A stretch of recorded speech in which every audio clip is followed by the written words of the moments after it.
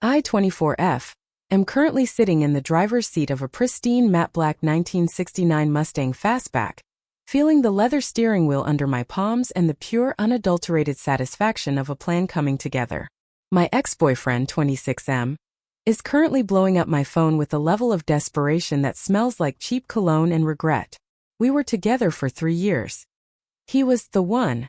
Or so I thought until I realized his spine was made of cooked noodles whenever his mother, 55F, was in the room. She's the kind of woman who treats her son like a prize stallion and any woman he dates like a stable hand.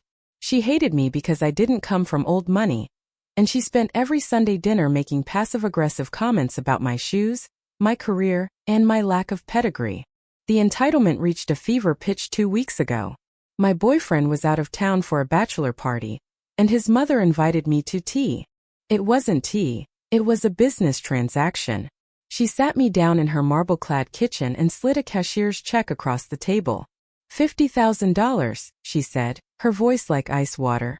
That's more than you make in a year at that boutique you manage. Take it, sign this non-disclosure agreement and disappear. My son needs a woman who can elevate his social standing, not someone who shops at outlets. I looked at the check. Then I looked at her. I realized in that moment that my boyfriend had known she was planning this.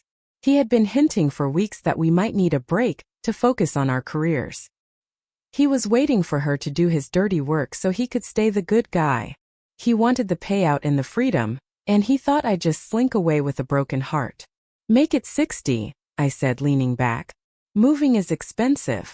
She didn't even blink. She wrote a second check for $10,000. I signed her little paper, tucked the $60,000 into my bag and walked out. I didn't leave him.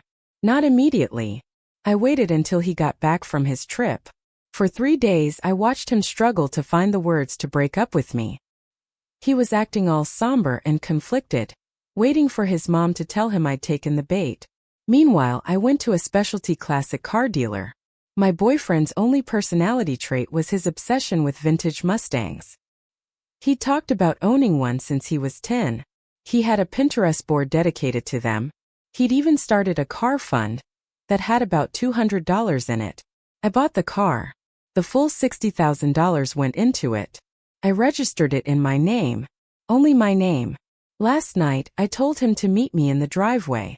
He came out looking relieved, probably thinking I was going to make the breakup easy for him. When he saw the car, his jaw hit the pavement. He literally fell to his knees, stroking the hood like it was a holy relic. "You bought it," he gasped, tears in his eyes. "Babe, how? Did you win the lottery? This is it. This is our future. We can take this on our honeymoon." "There is no our future," I said, tossing him the keys, not to the car, but to the apartment we shared. "And there's no honeymoon. I took your mother's bribe. All $60,000 of it." The look of pure, glitching confusion on his face was worth every second of his mother's insults. "Wait. You took the money? But then why is the car here?" "Because your mother paid me to leave you," I smiled, stepping into the driver's seat. "And I'm a woman of my word. I'm leaving." But she didn't say I couldn't take a souvenir. "I used her get-out-of-town money to buy the one thing you've wanted your whole life. And now you get to watch me drive it away." He started screaming. He actually tried to block the driveway with his body. "That's my money. That's my family's money. You can't do this. I'll call the police." "Call them." I laughed, revving the engine. "I have a signed bill of sale and a gift letter from your mother's bank. As far as the law is concerned, this was a private contract between 2 consenting adults. You aren't even mentioned in the paperwork." I backed out of the driveway, leaving him standing there in a cloud of exhaust. His mother started calling me 5 minutes later, screeching about theft and fraud. I just sent her a picture of the registration and blocked her. She paid for me to leave. I left. I just chose a very high horsepower way to do it. If you want to hear the audio of the voicemail his mother left when she realized her $60,000 just bought her son a front row seat to his own heartbreak, hit that subscribe button. The engine isn't the only thing that's roaring tonight. The morning after I drove that fastback out of his life, the real circus began. My ex-boyfriend didn't just accept the loss. He spent the entire night parked on the sidewalk outside my sister's house in his beat-up sedan, sending me proposals via text. He actually had the audacity to suggest that if I signed the car over to him, he'd forgive me for taking the bribe and we could move to a different city where his mom couldn't find us. The entitlement was staggering. He didn't want me. He wanted the car his mother had accidentally bought for his social climber girlfriend. Around 10 a.m., his mother's family lawyer called me. The guy sounded like he was holding his nose the entire time. "Miss, my client is prepared to file charges for unjust enrichment and fraudulent inducement. You accepted a contract to terminate a relationship, but you utilized the funds in a manner that was legal?" I interrupted. "The NDA I signed said I would leave him. I left him. The contract didn't stipulate how I spent the consideration. In fact, if you check the merger clause in that document your client was so proud of, it says the written agreement is the entire agreement. There's nothing in there about car dealerships." He went silent for a beat. He knew I was right. In the US, especially with pay-to-quit style private agreements, once the money changes hands and the condition, leaving, is met, the payer has almost zero control over the funds unless a trust was established. His mother was too busy being arrogant to be thorough. But then came the dirty tricks. Since they couldn't win legally, they went for the throat. My ex-boyfriend called my workplace, the boutique I've worked so hard to manage, and told my boss that I had stolen $60,000 from an elderly woman. He even showed up at the store, making a scene in front of customers, shouting that I was a con artist who used sex to manipulate his family. I didn't cry. I didn't hide. I walked to the back, pulled up the security footage and called the police. While he was being trespassed from the property, I sent a copy of that footage to his mother with a simple note. "Every time he shows up at my job, the price for my silence on your payment goes up. I have the checks. I have the NDA. Do you really want the local papers to know you tried to buy your son's love life?" That shut her up for exactly 4 hours. Then the girlfriend arrived. Apparently my ex had been seeing someone pedigree appropriate on the side for months. The girl his mom actually wanted for him. She messaged me on Instagram, acting all high and mighty. "You should really give him the car. It's a family heirloom at this point since the money came from his inheritance fund. Don't be trashy." I replied with a photo of the matte black beauty parked in a secure, climate-controlled garage. If it was his inheritance, he should have waited for her to die. As of now, it's my trauma tax. Enjoy the noodle spine, honey. He's all yours. The best part? My ex-boyfriend's car fund was actually a joint account he'd opened with me that I never used. I checked it this afternoon. He had deposited his entire tax return into it, thinking we were saving for a future. I didn't touch it. I'm not a thief. But I did use my legal right as a joint account holder to see his recent transactions. He'd spent $500 at a jewelry store the day before I dumped him. He was going to propose. Not because he loved me, but because he thought a ring would give him more leverage to get his hands on the $60,000 he knew his mom was offering. He was trying to double dip, get the wife and the money. I'm currently looking at the Mustang's title, which arrived in the mail today. It's clean, it's mine, and it's beautiful. My lawyer says that since the settlement was a gift in exchange for an action I performed, it's not even taxable as income in the same way a salary would be, though I've set aside plenty for the IRS just in case. My ex is currently being sued by the new girlfriend's father because he promised her a ride in a Mustang he doesn't own, and he's apparently borrowed money from her to cover his rent now that his mom has cut him off for failing the mission. If you want to see the video of the tow truck picking up his sedan because he missed his payments while chasing my taillights, hit that subscribe button. The satisfaction just keeps idling higher. Would you like me to continue with part 3 to see the final confrontation at the mother's annual gala? The annual spring soiree, hosted by his mother, was always the peak of her social calendar.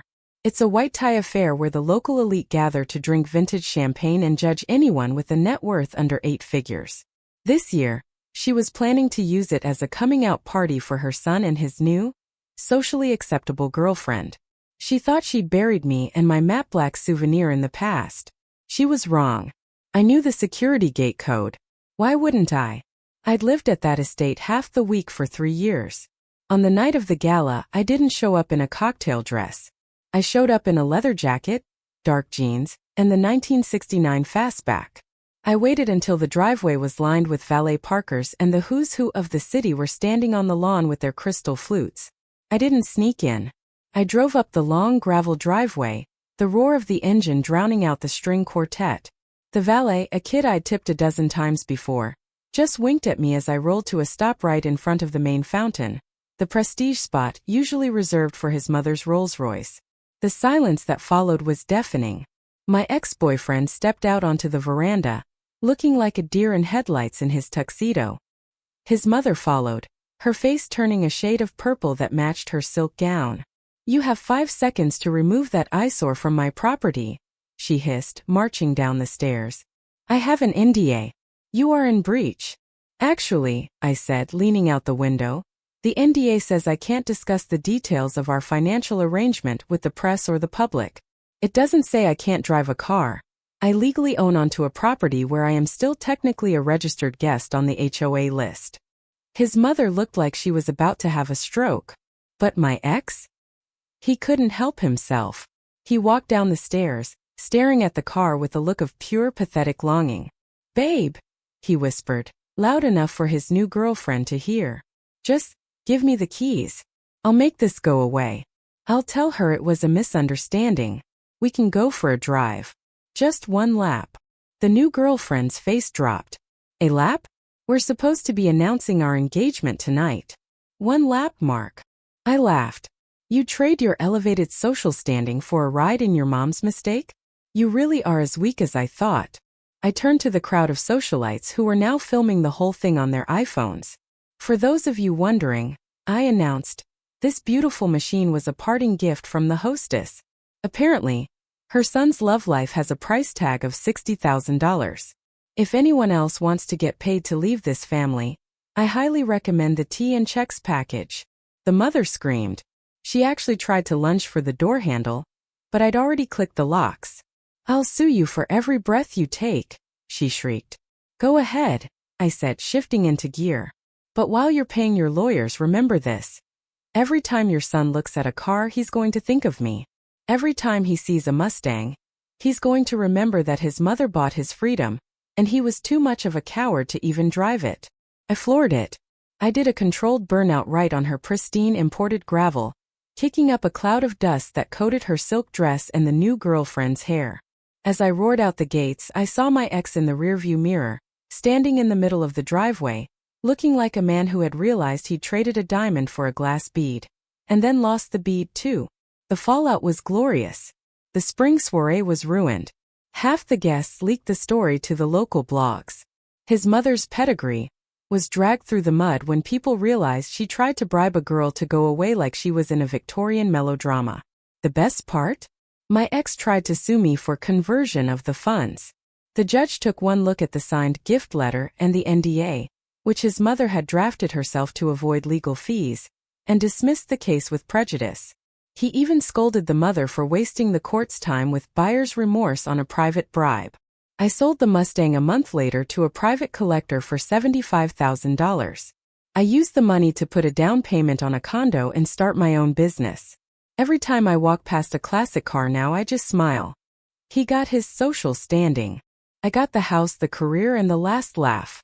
If you want to see the for sale sign on his mother's estate because the scandal cost them their country club membership, hit that subscribe button. I'm just getting started on my trauma to treasure journey. The fallout from the gala was like a grenade in a glass house. The spring soiree didn't just end. It imploded. By the next morning, the local social media groups were flooded with videos of his mother covered in gravel dust, screaming like a banshee. But entitlement doesn't just go away when it's embarrassed, it gets desperate. 2 days later, I found a notice of lien taped to my door. My ex's mother had actually convinced a family friend magistrate to sign off on a temporary freeze of the car's title, claiming it was disputed property from a botched business deal. She wasn't trying to win anymore. She was trying to bleed me dry through legal fees. She figured if she could keep me in court long enough, I'd run out of money and crawl back to her, begging to settle. She underestimated 2 things, my spite and my paper trail. I didn't hire a cheap lawyer. I hired the most aggressive, bridge-burning litigator in the city, a man who once sued a HOA for aesthetic terrorism. We didn't just file a response. We filed a counterclaim for abuse of process and tortious interference. She wants to play old money games? My lawyer grinned. We're going to show her new reality consequences. The dirty tricks hit a fever pitch when my ex showed up at my new condo. He wasn't screaming this time. He was vulnerable. He stood in the hallway with a bouquet of wilted grocery store roses, crying about how his mother had forced him to sign the affidavit for the lien. She's controlling everything, babe, he sobbed. She cut off my credit cards because I didn't stop you from driving away. If you just put the car in my name, I can sell it, pay her back, and we can run away. I'll tell her you stole the money and I recovered the asset. We can start over.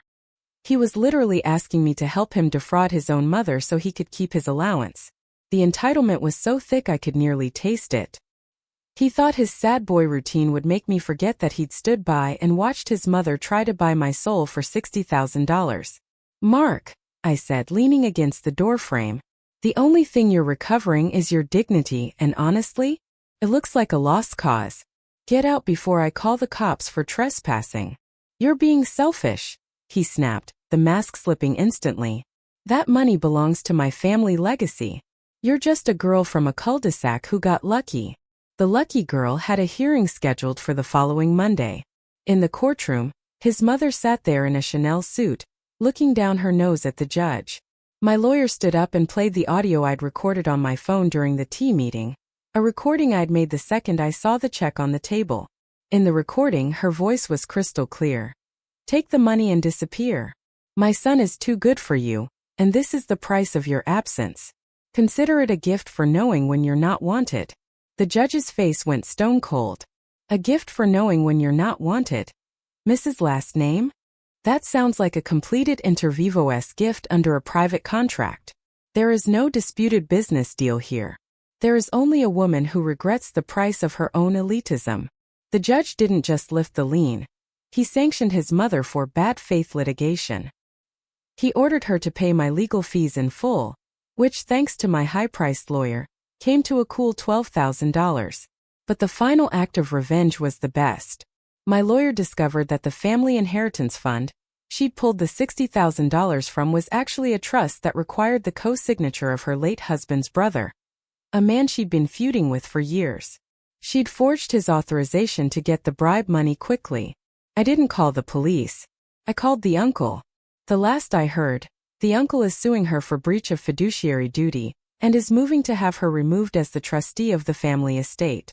She's currently selling her precious jewelry to cover the legal bills for the mess she started because she couldn't stand her son dating beneath him. As for my ex, he's living in a one-bedroom apartment with his pedigree girlfriend, who apparently isn't so happy now that the trust fund is frozen. He takes the bus to work because his mother had to sell his sedan to pay my lawyer.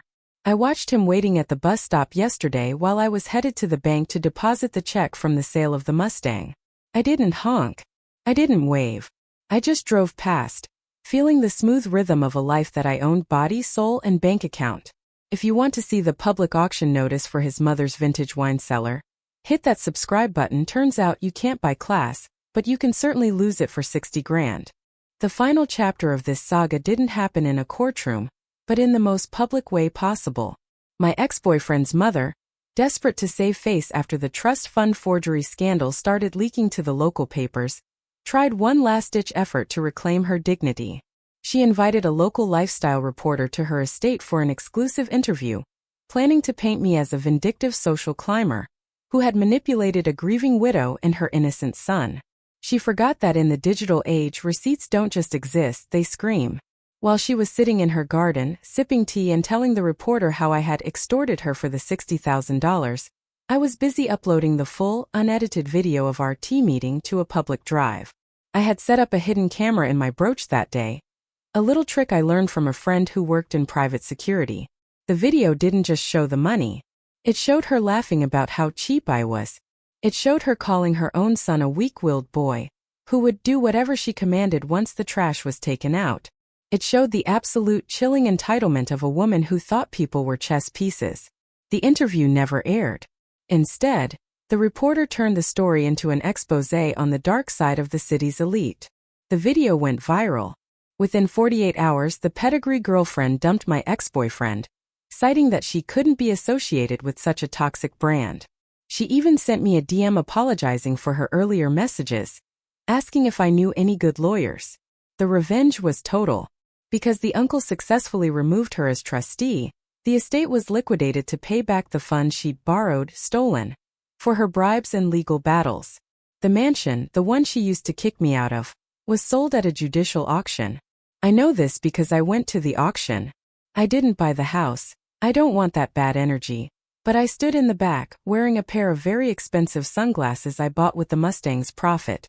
I watched as her precious fountain, the one I'd done a burnout in front of, was tagged with a property of the bank sticker. My ex-boyfriend was there too. He looked like he hadn't slept in a week. He saw me and tried to walk over, probably for one last, "We could have had it all" speech. I just held up a hand. "Mark," I said. "Don't. You're not a character in a movie.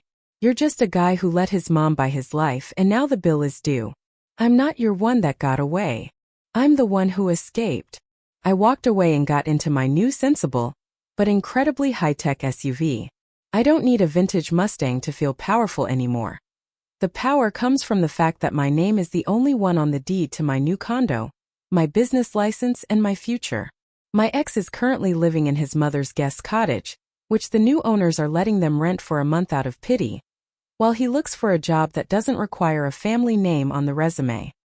His mother spends her days writing angry letters to the editor that no one prints.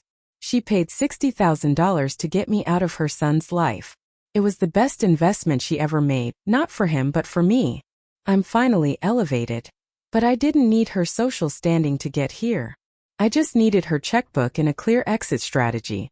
If you've enjoyed watching this family legacy go up in a cloud of Mustang exhaust, make sure to subscribe. I've got a whole new series coming up about the best friend who tried to steal my business and ended up with a cease and desist instead.